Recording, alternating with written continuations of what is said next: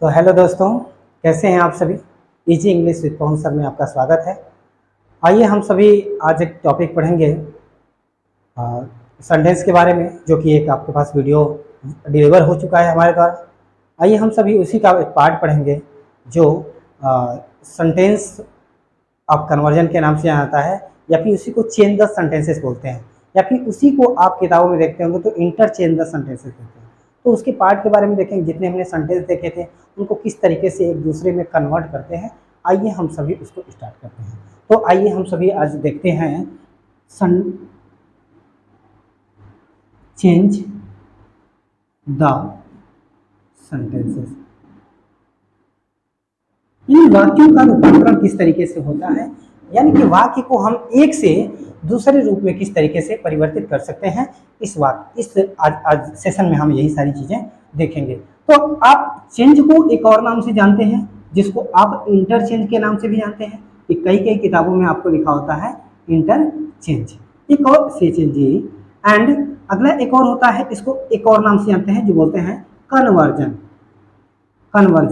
Conversion of sentences. अब यह तीनों एक ही मतलब होता है, यानी वाक्यों का एक दूसरे में रूपांतरण ही कहलाता है चेंज द सेंटेंसेस, या इंटरचेंज द सेंटेंसेस, या कन्वर्जन ऑफ सेंटेंसेस। इनको हम तीनों को एक ही रूप में देखते हैं, यानी कि ये जो तीनों वर्ड हैं वह एक दूसरे के सिनोनिम्स हैं। सो आइए हम एक ही साधारण तौर से देखेंगे चेंज द सेंटेंसेस, यानी वाक्यों को बदलना। तो सबसे पहले वाक्यों की बात की जाए तो वाक्यों को हमने अपने एक वीडियो में आपको पढ़ाया था कि वाक्य किसे कहते हैं। तो आप साधारणतः अगर जो आप उसके बारे में अच्छा परफॉर्मेंस चाहते हैं कि ये टॉपिक आपको अच्छी तरीके से समझ में आए, तो आप उस वीडियो को आप देख सकते हैं। उस पर ढेर सारा आपने सपोर्ट किया, इसके लिए आप सभी को धन्यवाद। आइए हम सभी देखते हैं चेंज द सेंटेंसेस। और चेंज द सेंटेंसेस में पहला जो सेंटेंस होता है हमने देखा था असर्टिव। असर्टिव सेंटेंस का मतलब होता है स्वीकारात्मक वाक्य। स्वीकारात्मक वाक्य हमने देख भी लिया था। इसके दो पार्ट होते हैं। पहला होता है अफर्मेटिव सेंटेंस, एंड दूसरा जो होता है वह होता है नेगेटिव सेंटेंस। तो आइए हम आज सीखेंगे इस वीडियो में कि अफर्मेटिव से नेगेटिव किस तरीके से आप बनाते हैं। चाहे तो आप इसको एक और टॉपिक से तौर पे लिख सकते हैं, अफर्मेटिव से नेगेटिव। अफर्मेटिव से नेगेटिव में बदलना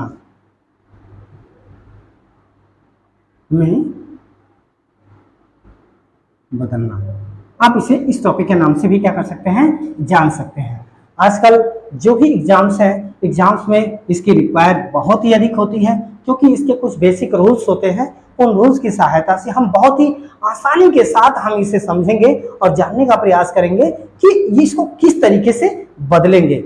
आपको इनिशियल टॉपिक दिए जाएंगे और इनिशियल पॉइंट होंगे, जिससे आप अच्छी तरीके से क्या कर सकते हैं, वाक्यों को बदल सकते हैं। आपके सामने किसी भी तरीके का इस वीडियो को देखने के बाद आपको ऐसा कोई भी सेंटेंस अफर्मेटिव का नहीं मिलेगा जिसके द्वारा आप नेगेटिव सेंटेंस में वाक्य को बदल नहीं सकते हैं। कोई ऐसा वाक्य नहीं होगा जिससे अफर्मेटिव से नेगेटिव नहीं बदला जा सकता है। बहुत ही आसान तरीके से हम आज देखेंगे कि अफर्मेटिव सेंटेंस को किस तरीके से नेगेटिव सेंटेंस में बदलेंगे। बहुत ही आसान टॉपिक में लेके चलेंगे। तो सबसे पहले हम देखते हैं एक रूल्स कुछ होंगे, टॉपिक्स के रूल्स होंगे, आप उनमें देखेंगे और आसानी के साथ समझ लेंगे।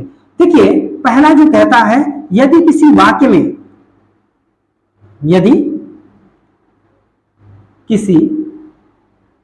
वाक्य में हेल्पिंग वर्ब दी गई हो, हेल्पिंग वर्ब दी गई हो, यदि किसी वाक्य में हेल्पिंग वर्ब दी गई हो, तो उसके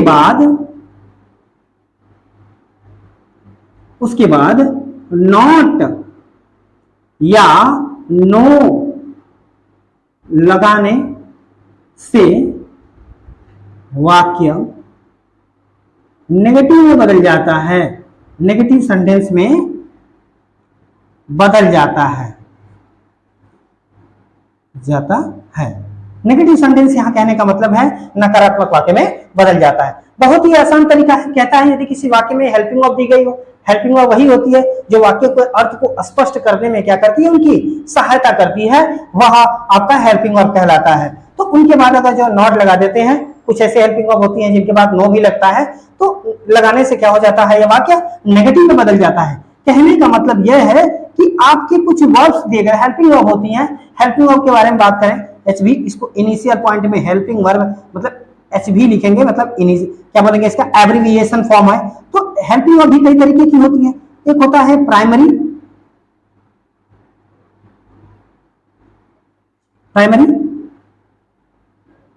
दूसरा होता है, पहले में देखते हैं प्राइमरी में कौन कौन सी आती हैं, तो इनके बारे में हम समझेंगे। प्राइमरी में आती है आपकी बी वर्ब, दूसरे में आता है आपका हैव वर्ब, और तीसरे में आपका आता है बी वर्ब, हैव वर्ब और डू वर्ब, तो यहां देखेंगे, यहां पे इनके बारे में हम बात करेंगे, इनके बारे में बाद में बात करेंगे। तो हम पहले देखेंगे बी वर्ब और हैव वर्ब होती क्या है। तो बी वर्ब में क्या क्या होता है, इज या एम या आर, और क्या होता है वाज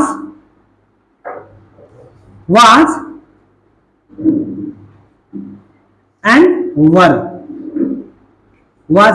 वर। अब देखेंगे इसको, is am are, was were, इनको हम क्या बोलते हैं, बी वर्ब बोलते हैं। यानी इनको बी वर्ब के साथ साथ एक और भाषा में बोलते हैं, इसको लिंकिंग वर्ब के बारे में कहते हैं, या इसको टू बी वर्ब बोलते हैं। हमेशा इसको बी वर्ब के नाम से जानते हैं, टू बी वर्ब के नाम से जानते हैं, या फिर इसे किस नाम से जानते हैं, लिंकिंग वर्ब के नाम से जानते हैं। अगला जो कहता है हैव वर्ब, तो हैव वर्ब में कौन कौन सी आती हैं, तीन क्रियाएं आती हैं, तीन helping verb, has, have, had. देखिए यहां पर जितनी भी दी गई हैं क्रियाएं, जैसे बी वर्ब हो गया या फिर हैव वर्ब हो गया, इनके बाद किसी वाक्य में अगर जो दिए गए हैं, तो किसी वाक्य में आप क्या करते हैं, नॉट या नो लगा देते हैं, तो वह क्या बन जाता है, आपका सेंटेंस नेगेटिव सेंटेंस बन जाता है। आइए कुछ इसके बारे में हम लोग बाद में बात करेंगे, क्योंकि यहां पर देखते हैं तो प्राइमरी वर्ब के बारे में बातें करते हैं। प्राइमरी वर्ब में तीन आती है, बी वर्ब, हैव वर्ब और डू वर्ब। तो यहाँ पर हम केवल दो ही के बारे में डिस्कस करेंगे, इसके बारे में हम बाद में डिस्कस करेंगे, ठीक है। तो हम इसको मिटाते हैं। यहाँ देखते हैं सेंटेंसों के माध्यम से समझेंगे आप इसको, वाक्य को कैसे आप नेगेटिव बना लेंगे। जैसे मैंने लिखा, I am writing a letter, I am writing a letter, मैं क्या कर रहा हूं, एक पत्र लिख रहा हूं। या मैंने देखा I am writing a letter, ये कैसा सेंटेंस है, अफर्मेटिव का सेंटेंस है। यह वाक्य जो है अफर्मेटिव का है, मतलब सकारात्मक वाक्य है। तो इसको हम क्या करेंगे, यहां देखते हैं, इसका नेगेटिव में चेंज करेंगे। हमने कहा क्या कि ये वर्ब जहां कहीं भी आपको दिखे, इनके बाद केवल नॉट जोड़ देते हैं, तो वह क्या हो जाता है, नेगेटिव वाक्य हो जाता है। तो इसके बारे में बातें करें, तो हमने देखा यहाँ जो हेल्पिंग वर्ब यहाँ पे हमें मिल गई है, तो हम इसको स्वभावतः चेंज कर लेंगे, आई एम, और हमने सीखा था इसकी जस्ट बात नॉट लगाएंगे, तो क्या कर लिया हमने, नॉट लिख लिया। तो यहां पर हो गया I am not writing a letter, I am not writing a letter. इस तरीके से मैं पत्र नहीं लिख रहा हूं। पहले वाले का जो हिंदी होगा, I am writing a letter, मैं एक पत्र लिख रहा हूं, और दूसरे वाले का हो जाएगा I am not writing a letter, यानी मैं एक पत्र नहीं लिख रहा हूं। इस तरीके से आप इसका नेगेटिव बनाए। और भी चीजें आइए देखते हैं, और भी सेंटेंसों के माध्यम से समझेंगे कि किस तरीके से इसका अफर्मेटिव से नेगेटिव बना सकते हैं। ओके, जैसे मैंने लिखा यहां पर, दूसरा सेंटेंस हमने लिखा यहां पर, he is calling you, he is calling you, वह आपको क्या कर रहा है, बुला रहा है। तो स्वभावतः यहां पे आपका हेल्पिंग वर्ब मिल जाएगा, इसके बाद नॉट लगाएंगे। तो हमने क्या लिखा, he is not, he is not a call, ऐसे ही आप सारी चीजें लिख लेंगे, calling and you, he is not calling you, यानी वह आपको नहीं बुला रहा है। एक और वाक्य लेते हैं, और इसमें तो हमने हैव वर्ब के में लेंगे। तो तीसरा वाक्य जिसे हमने लिखा, he has completed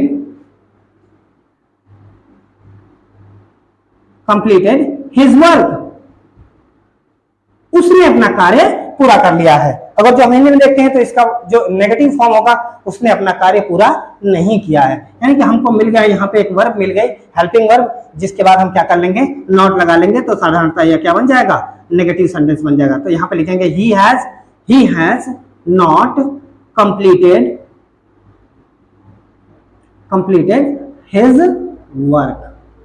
इस तरीके से आप जितने भी ये प्राइमरी जो भी ऑक्सिलरी है या प्राइमरी हेल्पिंग वर्ब है उसके बारे में, उसके दो पोर्शन जैसे be verb and have verb में इस तरीके से जो वाक्य दिया गया है तो आप उसके नेगेटिव सेंटेंस बना सकते हैं। एक और हमने जिक्र किया था कि वाक्य में, हमने डिफिनीशन में देखा था कि वाक्य में नो भी लगाने से बनता है। तो किस प्रकार के वाक्यों में नो लगता है इसको हम लोग देखते हैं। तो यहां पर आप देखते हैं, इसे देखते हैं, आई हैव 2 पेन्स, मेरे पास 2 कलमे हैं। यहां देखिए हैज हैव हैड के बाद जब कोई नाउन आ जाता है तो इसका अर्थ यह पास परफेक्ट की तरह नहीं मतलब रिएक्ट करता है, यह इसका अर्थ जो हो जाता है वह हो जाता है पास। तो आई हैव, मेरे पास कितनी कलमे हैं, 2 कलमे। कब, यानी हैज हैव हैड के बाद जब कोई क्या हो जाएगा, कोई नाउन होगा, तब इस तरीके का आप अर्थ निकाल सकते हैं। तो आप क्या बोलते हो, मेरे पास क्या है, 2 कलमे हैं, इसका जो हिंदी होगा उसका होगा मेरे पास कोई कलम नहीं है। आप इसी तरीके से देखते हैं तो क्या इसको लिखेंगे, आई हैव, और यहाँ पे क्या बन जाएगा, नॉट ना लग के बल्कि क्या हो जाएगा, नो, और क्या होगा, यहाँ जो नंबर्स होते हैं उनको क्या कर देते हैं, रिमूव कर देते हैं। तो नो और जो नाउन होता है वह यहाँ पर आप लिख लेते हैं। ओके, सो यहाँ देखते हैं I have no pens. Okay, अगला देख लेते हैं, जैसा हैड का यूज करते हैं तो किस तरीके से, he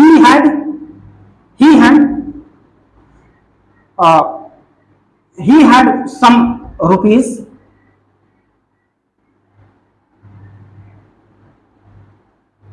उसके पास कुछ पैसे हैं, उसके पास कुछ पैसे हैं। तो सम रुपीज यहाँ पे आपका क्या है, नाउन है, तो यहाँ पर इसका अर्थ क्या होगा, सॉरी, उसके पास कुछ पैसे थे, यहाँ पे हैड है इसलिए इसका अर्थ क्या होगा, थे होगा, पास थे।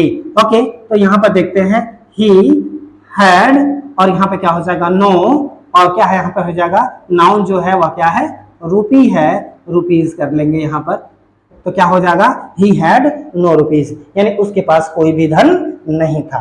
इस तरीके से आप क्या कर सकते हैं कि जो भी यहाँ पर प्राइमरी ऑक्सिलरीज हैं उनके वर्ब के साथ आप नेगेटिव सेंटेंस बना सकते हैं। आइए हम सभी, इसी में एक वर्ब आती है जो आती है मॉडल वर्ब। मॉडल वर्ब या इसी को बोलते हैं model auxiliary, AUXILIARY, model auxiliaries यानी आधुनिक सहायक क्रियाएं। आधुनिक सहायक क्रियाएं कौन कौन सी होती हैं उनके बारे में हम सभी चर्चा करेंगे और देखते हैं उनके बारे में देखेंगे। तो ये बहुत ही आसान है, जितनी भी मॉडल ऑक्सिलरीज होती हैं इनकी जो संख्या होती है वह होती है 24, यानी उनकी मॉडल ऑक्सिलरीज की जो संख्या होती है वह कितनी होती है, 24 होती है, 24 होती है।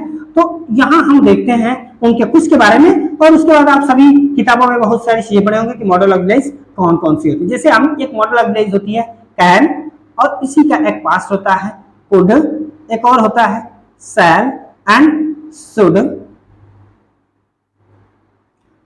और भी लिख सकते हैं आप, यहां चाहे तो और भी लिख सकते हैं, will, would, may, might and so on. बहुत सारी हेल्पिंग वर्ब होती हैं जिनके बारे में आप अच्छी तरीके से जानते हैं। इनके बाद आप क्या कर लेते हैं, ये जहां कहीं भी सेंटेंस में देखती हैं इनके जस्ट बाद आप क्या जोड़ लेते हैं, नॉट जोड़ लेते हैं, तो यह आपका सेंटेंस कैसा हो जाता है, नेगेटिव सेंटेंस हो जाता है। ये एग्जांपल समझ लेते हैं, I can do it, I can do it, मैं इसे क्या कर सकता हूं, कर सकता हूं। इसका अर्थ क्या होगा, मैं इसे कर सकता हूं, आई कैन डू इट। इसका अगर जो नेगेटिव फॉर्म देखा जाए, इसको नेगेटिव बनाया जाए तो क्या हो जाएगा, आई कैन, और उसके बाद क्या कर लेंगे, नॉट। मैंने क्या कहा कि जितनी मॉडल ऑक्सिलरीज है वाक्यों में दिखती हैं, अगर जो अफर्मेटिव सेंटेंस है उनके बाद नॉट लगा लेते हैं तो क्या सेंटेंस क्या हो जाता है, नेगेटिव सेंटेंस हो जाता है।